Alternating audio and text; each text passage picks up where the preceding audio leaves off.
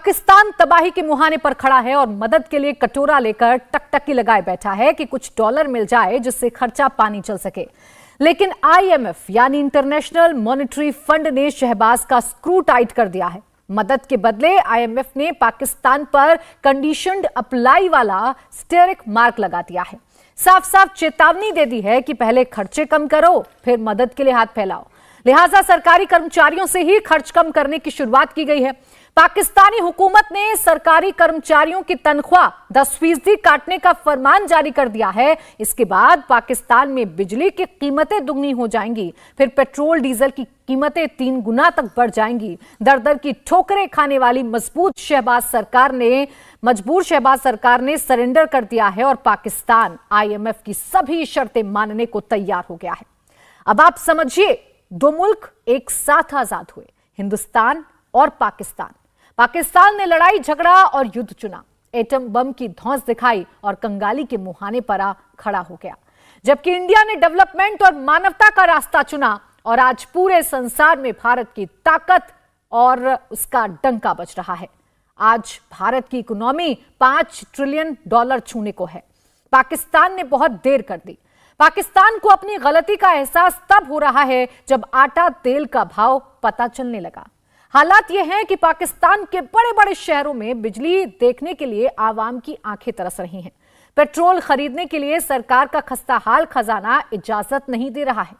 आज मुकाबला में इसी पर करेंगे चर्चा। हमारे साथ हिंदुस्तान और पाकिस्तान के जानकारों का बड़ा पैनल जुड़ रहा है, लेकिन पहले आइए आपको सुनाते हैं पाकिस्तानी पीएम शहबाज शरीफ का बयान। ये 75 साल में इस हमाम में सब नंगे हैं। मेरी हुकूमत, हमारी हुकूमतें और मार्शलाई हुकूमतें और तमाम हुकूमतें शामिल हैं। मैं अपनी सारी की सारी सियासी जो कमाई है मैं कुर्बान कर दूंगा पाकिस्तान की रियासत को बचाने के लिए और पाकिस्तान को बचाने के लिए। आईएमएफ को हमने ये बड़ा वाज़ेह पैगाम दिया है कि भाई हम आपके साथ 9th रिव्यू मुकम्मल करना चाहते हैं, हम तैयार हैं और आपकी जो शराइत हैं उनको आपके साथ बैठकर नेगोशिएट करके उसको हम कंक्लूड करना चाहते हैं। तो आईएमएफ ने जो शर्तें रखी हैं, पाकिस्तान अब मजबूर है उन शर्तों को मानने के लिए, जिसकी वजह से पाकिस्तान की जो आवाम है वो अब परेशान है, त्राहिमाम कर रही है। इसी पर चर्चा करने के लिए खास मेहमान हमारे साथ हैं। तारिक फतेह कॉलमिस्ट हमारे साथ हैं, याना मीर एक्टिविस्ट हमारे साथ हैं और इसके साथ ही साथ हामिद बशानी भी हमारे साथ जुड़ गए हैं, कॉलमिस्ट। आपका सभी का बहुत बहुत स्वागत है। तारिक फतेह साहब, आपसे शुरुआत कर रही हूं। एक तरफ भारत है जो अपने 74वें गणतंत्र दिवस को अपने शौर्य के साथ मना रहा है, अपनी पहचान दुनिया भर में बना चुका है, अपनी पहुंच दुनिया भर में बना चुका है। दूसरी तरफ वो मुल्क है जो साथ ही आजाद हुआ, लेकिन हालात उसके ये हो गए हैं कि दुनिया भर के देश लानत भेजते हैं उसे। लानत भेजें या ना भेजें, अपनी खैरात जरूर भेज देते हैं और उसी की वजह से पाकिस्तान इस वक्त अपने पैरों पे खड़ा हुआ है। क्योंकि 1950 के अंदर यौम जमहूरिया मना रहे हैं आप, कॉन्स्टिट्यूशन बना। आप उसके मुकाबले में देखिए कि पाकिस्तान में 1959 के अंदर जो इलेक्शन होना था वो पोस्टपोन हुआ, मार्शल लॉ लगा। कॉन्स्टिट्यूशन 1972 के अंदर जाके जब मुल्क टूट गया तब कॉन्स्टिट्यूशन बना। अब बताइए कि ये पूरा वक्त इंस्टेबिलिटी का हिंदुस्तान ने अपना कॉन्स्टिट्यूशन, अंबेडकर साहब की जो इनपुट थी, बाकी पार्टियों की, सब ने बैठ के एक इलेक्शन भी करा दिया 1951 में। और पाकिस्तान की मुसीबत ये थी कि जो लोग पावर ले आए उसके अंदर उस वक्त फौज की बात नहीं थी। उस वक्त थी कि हिंदुस्तान से जो उर्दू बोलने वाले यूपी और बिहार के लोग थे वो कहते थे हम चलाएंगे बंगाल को, और बंगाली और पंजाबी और ये सिंधी जबानें खत्म करके उर्दू किया जाए। उससे पाकिस्तान निकल ही नहीं सका। उनके ना कल्चर बन सका, ना आइडेंटिटी बन सकी, और फौज के हवाले सारा मुल्क का पैसा जाता रहा। अब भी ये कह रहे हैं कि कट करने के लिए तैयार हैं, तो आप फौज के तो पैसे काटें पहले। आप तनख्वाहें जो कम करना चाह रहे हैं या आईएमएफ की जो कंडीशन है उसको मीट कर रहे हैं, आप 1/4 फौज अपनी कम कर दीजिए, आपका मसला सॉल्व हो जाएगा। सारे मुल्क काम करता है और कोई फौज के जो ऑफिसर्स हैं वो उसका मुनाफा बनाते हैं और फिर रिटायर हो जाते हैं आके कनाडा में या ऑस्ट्रेलिया में या अमेरिका में। तो एक मुल्क को लूटने का इंतजाम किया था जिन्ना साहब ने, वो अपने मुकम्मल हो रहा है उस एजेंडे के ऊपर। ना कोई लिखने पढ़ने के काबिल रहा, ना कोई सोच वहां रही कि किस तरह डेवलप किया जाएगा। अब चीन के हवाले बेच रहे हैं न्यूक्लियर पावर, जो न्यूक्लियर बॉम्ब जो है उसका सऊदी अरेबिया से कॉन्ट्रैक्ट हो चुका है कि वो डेवलप करेंगे पैसा देके। ये बॉम्ब सऊदी अरेबिया का है। ये तो 2013 के अंदर सब लीक हो गई थी खबरें। तो पाकिस्तान अब कैसे compete कर सकता है कि अगर इंडिया को 1951 में कॉन्स्टिट्यूशन मिल जाए और पाकिस्तान 1972 में मुल्क टूटने के बाद भी कॉन्स्टिट्यूशन ना बना सके। This is the problem that is fundamental to it. और ये मजहब और सियासत को एक जगह मिलाना कभी चल ही नहीं सकता। पूरा यूरोप इस वक्त एडवांटेज में असेंडेंसी पे है क्योंकि उन्होंने चर्च और रिलीजन को चर्च और स्टेट को अलग रखा। पोप से कहा कि भाई तुम जाकर घर बैठो। और ये 15-16 सेंचुरी से हो रहा है। हमारे यहाँ आज भी मौलवी नेल पॉलिश पे फतवा दे रहा है, कभी बालों पे दे रहा है, कभी हिजाब पे दे रहा है। यानी उसका कोई काम ही नहीं है। जितना बदसूरत आदमी है उतना ज्यादा ऑथेंटिक होता है वो मौलवी, और वो हमारी जिंदगी चला रहा है। बच्चियों को आगे नहीं बढ़ने दे रहे, ऑनर किलिंग वहां हो रही है। जो माइनॉरिटी के लोग हैं उनको मारा जाता है, मुल्क दुश्मन कह दिया जाता है। तो ऐसे थोड़ी मुल्क चलता है कि मेजॉरिटी जो है वो आपसे सेसीड कर गई। हाँ, आरजू काज़मी जी, सवाल इस बात को लेकर ही है कि जैसा आज भारत अपना 74वां गणतंत्र दिवस मना रहा है, अपने शौर्य का परिचय दे रहा है। एक तरफ भारत के प्रधानमंत्री हैं, जब दुनिया के किसी भी देश में जाते हैं तो वहां उनका गर्मजोशी के साथ स्वागत होता है, लेकिन पाकिस्तान के वजीर आजम जब कहीं जाते हैं तो दुनिया के बड़े बड़े लीडर्स उनसे कन्नी काटते हुए नजर आते हैं। वजह है हाथ में कटोरा होना। ये जो पहचान पाकिस्तान की बन गई है, कटोरा छाप या भीख मांगने की जो पहचान बन गई है, ये फर्क क्यों आया भारत और पाकिस्तान में? देखिए, इसके लिए सबसे ज्यादा फर्क तो इस वजह से भी आया है कि पाकिस्तान ने कभी इकोनॉमी के ऊपर कोई तवज्जो ही नहीं दी। इन्होंने कोई काम ही नहीं किया कि जिससे ही अपनी इकोनॉमी को संभाल पाते। ये सिर्फ अनफॉर्चुनेटली हम सिर्फ और सिर्फ भारत दुश्मन और भारत हमारे ऊपर अटैक कर देगा और कश्मीर हमें लेना है, इसी का चूरन बेच बेच के जो है वो हमारी चाहे एजेंसीज हो, चाहे हमारी आर्मी हो, चाहे हमारे पॉलिटिशियंस हो, ये करप्शन करते रहे और आम पब्लिक जो है वो कुछ कर नहीं पाई। यही वजह है कि आज हमारी इकोनॉमी कहाँ पर है। और जाहिर है अगर किसी भी कंट्री में हमारे प्राइम मिनिस्टर जाएंगे या फॉरेन मिनिस्टर जाएंगे तो सभी को मालूम है कि ये पैसे मांगने आए हैं या कुछ ना कुछ लेने के लिए आए हैं। तो ये तो आम से एक बिहेवियर है कि लोग उन लोगों से बचना चाहते हैं। तो अब इन्हें कम से कम अब तो इनकी आंखें खुल जानी चाहिए। अब तो इनको चाहिए कि अपनी कंट्री के अंदर ये फैक्ट्रीज जो है वो चलाएं, ट्रेड ओपन करें, और भारत हो चाहे अफगानिस्तान हो चाहे चाइना या ईरान, सबके साथ टर्म्स बेहतर करें, तभी आगे बढ़ सकते हैं। अब तो कोई पैसे देने वाला भी नहीं बचा है और ना ही कोई देना चाह रहा है। तो इसलिए अब सिचुएशन मेरे ख्याल से इनके हाथ से निकल गई है। इनके पास कोई दूसरा रास्ता नहीं है सिवाय इसके कि खुद काम करें और अपने बिहेवियर को ठीक करें, तभी कुछ हो पाएगा। याना मीर जी, दोनों मुल्कों की जब हम चर्चा कर रहे हैं तो भारत एक वो मुल्क है जिसमें जिसे सेकुलर मुल्क कहा जाता है, जिसमें तमाम धर्मों की इज्जत होती है, अपने अपने धर्मों को प्रैक्टिस करने के लिए सबको आजादी है, बाकायदा संविधान लागू है। वही देश दूसरी तरफ पाकिस्तान है जो इस्लामिक कंट्री है, लेकिन इसके बावजूद वहां के हालात कैसे हैं वो हम सबके सामने हैं। तो सबसे पहले याना मीर जी, भारत को आप कैसे देखती हैं, कैसे उसे परिभाषित करना चाहेंगी? भारत वो देश है हम देखिए, यहाँ पे बहुत सारे रिलीजन्स हैं लेकिन कल्चर हम सबका एक ही है। हम सब एक ही चीज को मानते हैं और वो है वासुदेव कुटुंब। आप मानती हैं इस बात को? आज आप देखिए, हमारे इस नेचर की वजह से सीरिया का जो सरबराह है वो आज हर जगह बोलता फिर रहा है कि भारत की लोगों की जो कल्चर है, जो ह्यूमैनिटी है, जो कंपैशन है, वो अनटच्ड है। आज आप देखिए, आरजू काज़मी जो आपकी शो पे प्रेजेंट है, ये पाकिस्तान में रहकर भी भारतवासियों को रिपब्लिक डे की बधाइयां दे रही हैं। जबकि आपको पता है कि हमारे ही भारत देश में कुछ ऐसे लोग हैं जो फैक्ट चेकिंग का धंधा चलाते हैं, लेकिन उन्होंने अभी तक रिपब्लिक डे पे किसी को विश नहीं किया किसी भी सोशल मीडिया पर। लेकिन पाकिस्तान में रहने वाले लोग आज हमें विश कर रहे हैं। ये भारत है और ये है इसकी संस्कृति जिसको आज दुनिया भर में लोग अप्रिशिएट कर रहे हैं, चाहे वो इजराइल हो।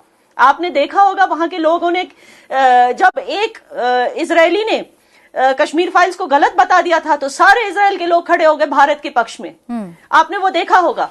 आपने देखा होगा कि कैसे यूएई के जो लोग हैं वो कितना भारत को सराहते हैं। और भारत के लोगों का दिल जीतने के लिए ना सिर्फ उन्होंने हाईएस्ट सिविलियन अवार्ड हमारे मोदी जी को दिया, वहां पे एक शानदार मंदिर भी खड़ी कर दी। आप देख सकते हैं भारत का जो पल्ला है वो दुनिया भर में कितना भारी होते जा रहा है। एंड दैट इज बिकॉज हम सचमुच एक एग्जाम्पल हैं पूरी दुनिया के लिए। बिकॉज हम वो कंट्री हैं, मैं बताऊं आज ये कौन होते हैं यूएस यूके वाले हमें बोलने वाले। यूएसए में क्या है, 3 जगह से तो उसकी बॉर्डर पे कुछ नहीं है। ऊपर एक कनाडा है जो रोग नेशन नहीं है, नीचे एक मेक्सिको है जिसको दबा के रखा है। और ये लोग हमें सिखाते हैं कि डेमोक्रेसी क्या है। एक ऐसी कंट्री जिसमें इतनी सारी कम्युनिटी साथ में मिलकर रहती है, इतनी सारी पॉलिटिकल पार्टीज है। यूएसए में क्या है, 2 पार्टीज, ठीक है ना। यहां पे इतनी सारी, आप सोचिए एक प्राइम मिनिस्टर जिसको इतनी सारी डाइवर्स कम्युनिटीज को संभालना पड़ता है, इतनी सारी पार्टीज ऑपोजिशन में, फिर भी हम सस्टेन कर रहे हैं सब साथ में मिलकर भारतवासी। और ये है भारत, ये पूरी दुनिया के लिए एक एग्जाम्पल है।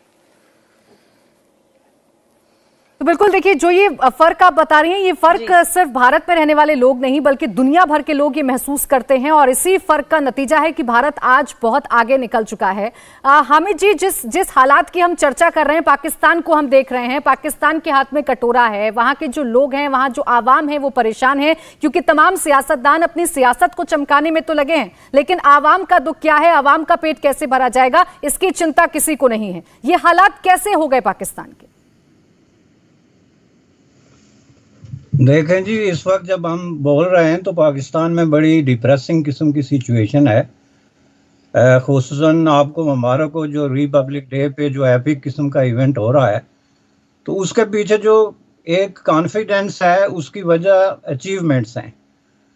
और वो अचीवमेंट्स जो हैं उनको बयान करने की ज़रूरत नहीं है। मैं इस हक़ में नहीं हूँ कि पाकिस्तान इंडिया को कंपेयर किया जाए, चूँकि ये कोई एप्पल ऑरेंज की बात नहीं है। इसमें इतना बड़ा फ़र्क पड़ गया है। मैं बार कह रहा हूँ कि भारत जो है वो जो ग्लास सीलिंग है दुनिया में डेवलपमेंट के लिए और इकनॉमिक और पॉलिटिकल स्टेबिलिटी के लिए वो ऑलरेडी अचीव कर चुका है। जबकि पाकिस्तान में इस वक्त सिचुएशन ये है कि आप एज ए भारतीय अगर अपने समुंदर में, बहरे हिंद में दुनिया की सबसे बड़ी आबदोज डालने की बात कर रहे हैं, तो पाकिस्तान के समुंदर में कराची में जो है वो LOCs जो होती हैं, लेटर ऑफ क्रेडिट ना खुलने की वजह से लाइफ सेविंग किस्म की अद्वियात जो हैं, मेडिसिन जो हैं वो ब्लॉक हुई हैं। लोग बीमारियों से मर रहे हैं, भूख से मर रहे हैं, अंधेरे का शिकार हो रहे हैं। और प्राइम मिनिस्टर साहब बड़े फ़ख्र से कहते हैं कि हमने IMF की तमाम शराइत मान ली हैं, जिसका मतलब ये है कि पाकिस्तान के अवाम अगर आज इंडिया की निस्बत 20 गुना 30 गुना ज़्यादा महंगा आटा, चीनी, प्याज और ऑयल खरीद रहे हैं, तो वो आज के बाद जो है वो 50 गुना ज़्यादा खरीदेंगे और भूख और नंग, बेरोजगारी और बीमारी से मरेंगे।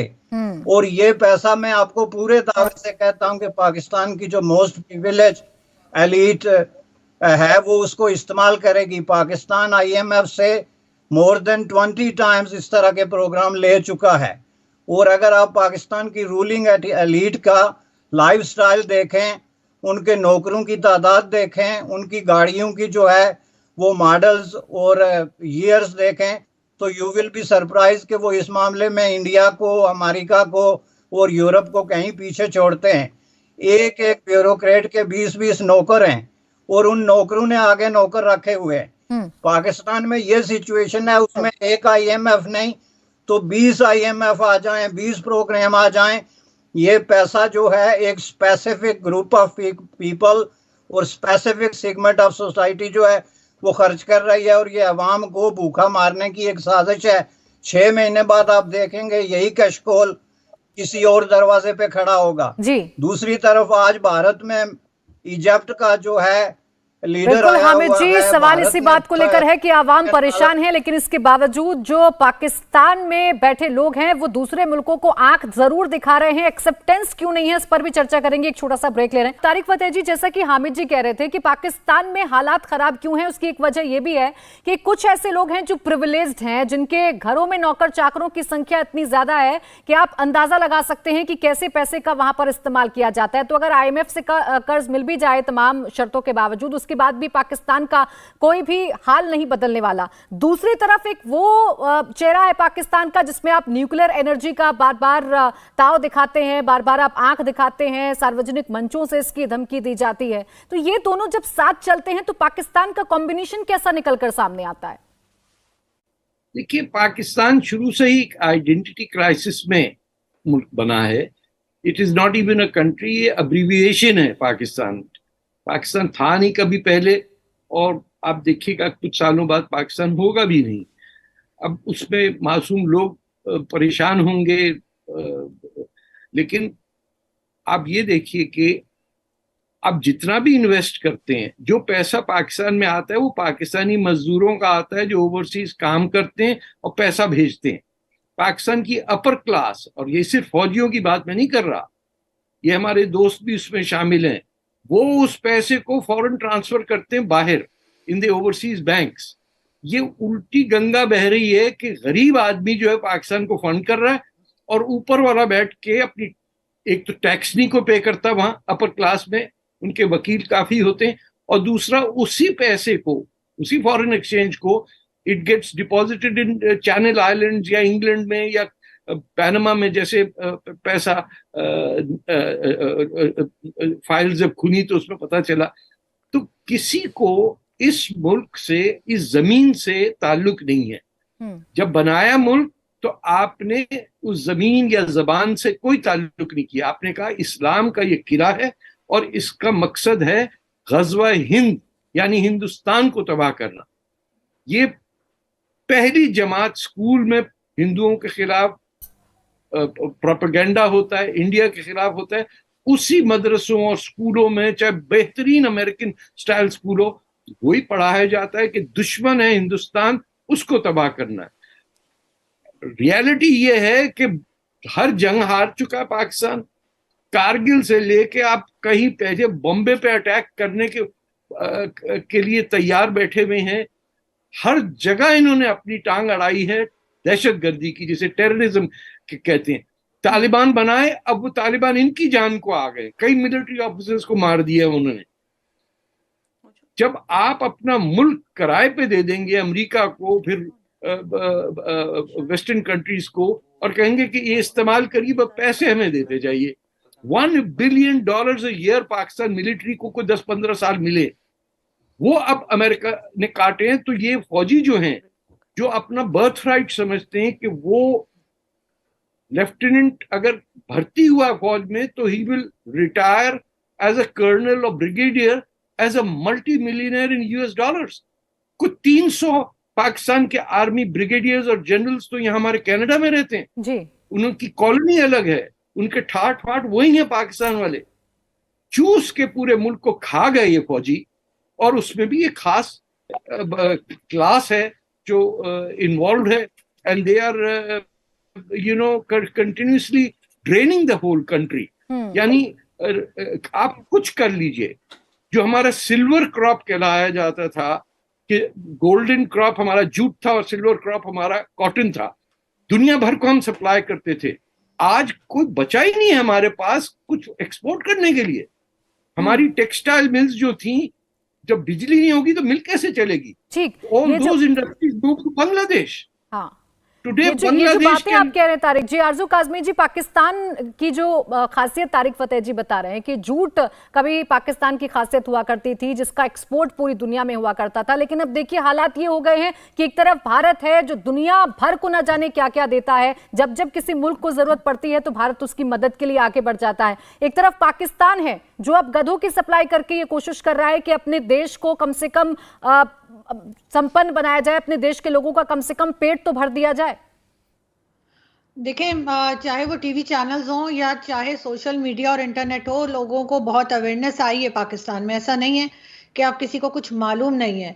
जो तारिक साहब कह रहे हैं या जो भाषानी साहब बता रहे थे, बिल्कुल वो आवाम पब्लिक तक भी ये बात पहुंच चुकी है और लोग इस बात को समझ रहे हैं, लोग बोलना शुरू हो गए हैं, लोग उंगली उठाने लगे हैं, चाहे वो एजेंसीज हों, चाहे वो पॉलिटिशियंस हों या जो भी इन्वॉल्व हो उसमें, चाहे वो आर्मी क्यों ना हो। तो मुझे नहीं लगता कि आगे भी ये इसी तरीके से मुल्क को चलाएंगे और इसी तरीके से गलतियां पे गलतियां करते जाएंगे, क्योंकि अगर पाकिस्तान ही नहीं रहेगा तो खाएंगे कहाँ से, कमाएंगे कहाँ से, और कहाँ के प्राइम मिनिस्टर और आर्मी चीफ। तो इसलिए इनको अब इसको संभालना ही पड़ेगा, इनके पास दूसरा कोई रास्ता नहीं है।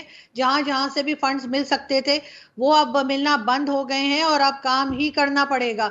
जहां तक जमीन की बात की या एग्रीकल्चर की बात की, तो बहुत जगह तो इन्होंने डीएचए बना दिए हैं, बहुत जगह इन्होंने मलिक रियाज को जमीनें दे दी हैं। तो जाहिर है हाउसिंग स्कीम बनाते चले जा रहे हैं और ये नहीं सोच रहे कि जिन लोगों को यहाँ पे बसा रहे हैं उनको खिलाएंगे क्या।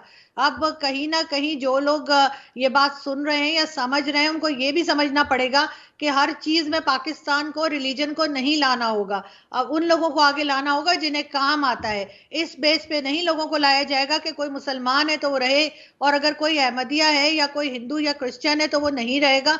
ये चीज अब लोगों को समझ आती जा रही है। थोड़ा सा टाइम जरूर लगेगा, लेकिन मुझे लगता है कहीं ना कहीं थोड़ी सी बेहतरी हमें दिखाई देगी। ठीक, हामिद जी, एक वजह ये भी क्या समझ में आ रही है, क्योंकि पाकिस्तान जब जब विदेशी फोरम पर जाता है तो वो जरूर इस बात का ढिंढोरा पीटता है कि हम न्यूक्लियर पावर हैं, हमारे साथ एटम बम है, और इसकी जो गीदड़ फपकी है वो पाकिस्तान की तरफ से समय समय पर दी जाती है। हुकूमतों की तरफ से पाकिस्तान में कहा जाता था कि घास की रोटी खा लेंगे लेकिन न्यूक्लियर पावर बनकर रहेंगे। अब न्यूक्लियर पावर तो पाकिस्तान बन गया, लेकिन हालात यही हो गए हैं कि अब जो आवाम है वो घास की रोटी खाने के लिए मजबूर हो जाएगी जब अनाज नहीं रहेगा, तेल के दाम आसमान छुएंगे। तो देखें जी, पाकिस्तान की आवाम ऑलरेडी घास की रोटी खा रही है। आप अगर लेटेस्ट रिपोर्ट्स देखें ऑक्सफैम की और दूसरी बहुत सारी एनजीओज की जो वहाँ पे काम कर रही हैं, तो जो स्केल ऑफ हंगर है और पॉवर्टी है उसका दुनिया में किसी, अब अफ्रीका में भी कोई मुल्क नहीं रह गया है जिसके साथ आप कंपेयर कर सकें। दूसरी तरफ जब इसको रियलाइज किया गया, प्राइम मिनिस्टर ने, कैबिनेट ने कहा कि हम बजट कट कर रहे हैं, मराद कम कर रहे हैं, तो वहाँ पे सेक्रेटरी ऑफ डिफेंस जो है उसने क्लियरली कह दिया कि डिफेंस बजट जो है उसको नहीं छेड़ा जा सकता। ये अभी उनकी जो लेटेस्ट मीटिंग हुई है आईएमएफ के कॉन्टेक्स्ट में, उसमें उन्होंने कहा है। तीसरी तरफ जो बॉटम लाइन ये है कि पाकिस्तान की तरक्की के रास्ते में एक सबसे बड़ा स्टम्बलिंग ब्लॉक इसकी अपनी फॉरेन पॉलिसी है, जो रीजन के बारे में इसकी जो एक कॉन्फ्लिक्टिंग किस्म के नज़रियात हैं और आइडियालॉजी है, जो कि इंडिया के बारे में और भारत के बारे में और स्पेशली हिंदू मज़हब को लेकर। तो उसको आज देखेंगे, आज भारत में, जैसा मैं पहले कह रहा था कि अगर इजिप्शियन के साथ इस तरह का ताल्लुक हो सकता है जिसके लिए आपको समुद्र पार करना पड़ता है। भारत की 38 कंपनीज ने वहाँ जाके $3 बिलियन से ज़्यादा इन्वेस्टमेंट की है, यूए में की है। तो पाकिस्तान जो 3 बिलियन डॉलर के लिए आईएमएफ और सऊदी अरबिया और चाइना के दरवाजे खटखटाता है जी, उसके बजाय अगर वो सिर्फ इंडिया को राहदारी देता है सेंट्रल एशिया में, तो $20 बिलियन से ज्यादा उसकी इनकम जो होती है ट्रांसपोर्टेशन, लॉजिस्टिक और फैसिलिटेशन ऑफ जो ट्रेड और इन्वेस्टमेंट होगी उसके बारे में। इंडिया की कंपनीज अगर जाके मिस्र में इतनी बड़ी तादाद में इन्वेस्टमेंट कर सकती हैं, तो उनको वाघा क्रॉस करने पे, जहाँ पे पाकिस्तान जो है वो सिर्फ टांगे उठा के अपनी ताकत का जो है डिस्प्ले करना चाहता है, अगर वो अपने गुड विल और अपने जो है वो गुड आइडियोलॉजी जो है जो इन्वेस्टमेंट और बिजनेस के हवाले से उसमें तब्दीली लाए, तो उनको ये आईएमएफ की ठोकरें खाने, अपने आप को गिरव रखने और अवाम को भूखा मारने की जरूरत नहीं रहेगी। ये मैं पूरे दावे से कहता हूँ। या ना, अगर हम पाकिस्तान की बात करें तो पाकिस्तान, जैसे कि भी तारिक फतेह जी भी कह रहे थे कि पाकिस्तान सबसे ज्यादा बर्बादी की कगार पर इस वजह से है कि अपने घर में क्या है ये देखने की बजाय वो हिंदुस्तान में झांकता है, हिंदुस्तान को नीचा दिखाने की कोशिश करता है। और सबसे बड़ा केंद्र कश्मीर है, याना जहां प्रायोजित प्रोपोगेंडा चलाए जाते हैं पाकिस्तान की तरफ से, लोगों के मन में, लोगों के जहन में नफरत पैदा की जाती है। हिंदुत्व का एजेंडा यहां पर शुरू होगा तो जो बाकी गैर धर्मों के लोग हैं उन्हें रहना मुश्किल हो जाएगा इस देश में, ऐसा प्रोपोगेंडा चलाया जाता है। उनको आप क्या कहेंगी?